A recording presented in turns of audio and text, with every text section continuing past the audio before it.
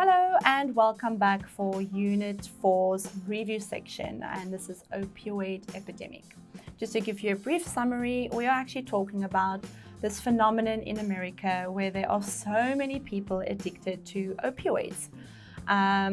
Unfortunately, once people become addicted and they can't anymore get prescriptions from the doctors, those who are fully addicted turn to more illegal methods and means.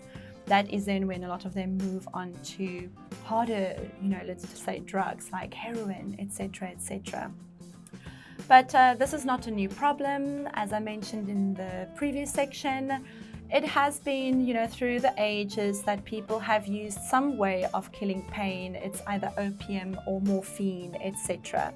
But a big reason that this, epidemic is so strong in America is definitely related to the healthcare problems or the healthcare issues. People also blame doctors that aren't, let's say, they're not the most ethical type of doctors, pushing the opioids onto patients, maybe were not really necessary, and also the pharmaceutical companies. So Purdue Pharma is one of the biggest vendors of these opioid painkillers. And apparently they say that in the past, their salespeople were maybe too aggressive in making doctors prescribe the painkillers, etc. Vendor. Vendor. We don't know who to blame the most. Is it doctors? Is it the pharmaceutical companies? But the main point is this is a very big problem, and hopefully, people can solve it. The company has promised to donate a big amount of money to help with addiction and recovery, etc., to overcome those addictions. But I don't know if it's too little, too late for that matter. So I think one will have to see what happens in the future. All right, but yes, what drugs have caused the biggest problems in your country? Well, previously I mentioned like methamphetamine or meth. We have another one called crack cocaine. That was a huge one in the 80s, which led to a lot of the criminalization of a lot of the drugs or the very, no tolerance policies from the 80s and 90s. I think in the early 90s was the hardest crackdown on a lot of the drugs. Where both the user could get a very harsh punishment, just like the dealer.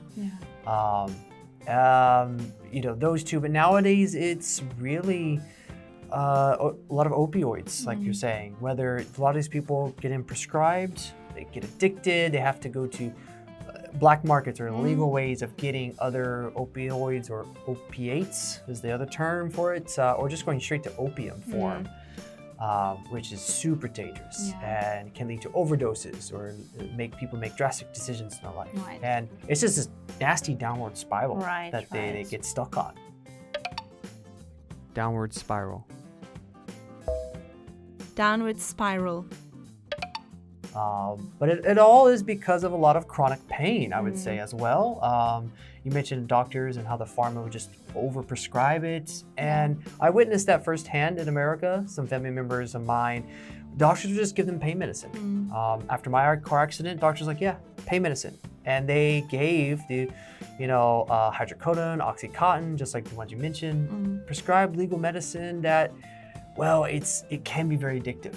Very psychologically strong. or physical, you just zone out. You feel nothing. And I think that's why a lot of people get so addicted. Because you're so much pain, so chronic, but you just want to feel relief. Yeah. So yes, it's more of a serious situation and story, but let's see what happens in the future there. Right. We want to hold these pharmaceutical companies responsible. Absolutely. For their, All right, guys, that's it for this unit, and join us again next time.